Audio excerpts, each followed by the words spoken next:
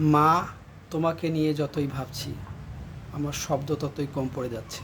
মা, তুমি আমার স্বর্গ, তুমি আমার শক্তি, আমার এগিয়ে যাবার প্রেরণা। আমাদের পরিবারের স্থপতি তুমি মা।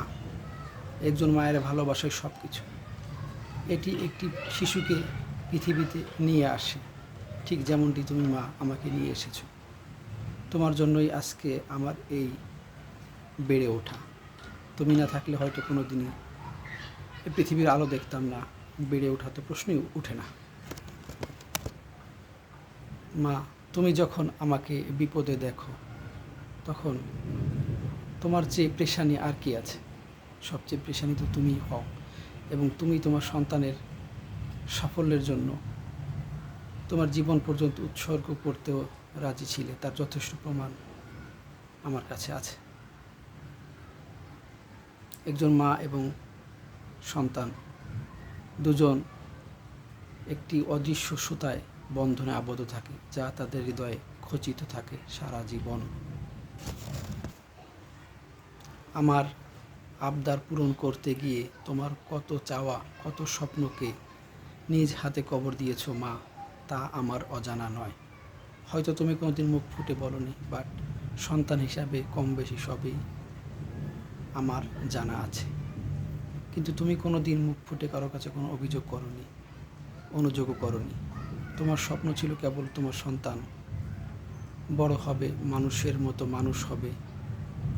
এ লক্ষ্যেই তুমি নীরবে নিভৃতে কাজ করে গেছো। সময়ের পরিক্রমায় আজকে মা তুমি হয়তো অনেক দুর্বল হয়ে পড়েছ। তোমার স্নেহের পরশ থেকে আমি হয়তো অনেক দূরে অবস্থান করছি, বাট মা, তোমার প্রতি ভালোবাসার কোনো কমতি নেই। হয়তো জানি না তোমার স্বপ্নের সন্তান হতে পেরেছি কি না, তবে মা, চেষ্টা আজও চলমান। জানি না আজও হয়তো তুমি রাত জেগে আমার কথাই ভাবো, আমার জন্যই দোয়া করো। রাত জেগে স্রষ্টার কাছে আমার জন্যই মোনাজাত করো। নামাজ শেষে হয়তো আমার কল্যাণ কামনা করেই তোমার তৃপ্তি হয়। জানি না মা, পৃথিবীর সকল মাই এমন হয় কি না, তবে এটা সত্য যে সন্তানের কল্যাণ কামনার্থে মায়ের ত্যাগের কোনো শেষ নেই। মায়েদের জন্য ক্লান্তি নেই। বিপদ যেন কোনো মাকে স্পর্শ না করে। মায়ের ঋণ আসলে শোধ করা অসম্ভব, কিন্তু আমি আমার জীবনের সব কিছুর বিনিময় হলেও মায়ের তৃপ্ত হাসি মাখা মুখ দেখতে চাই সর্বদা।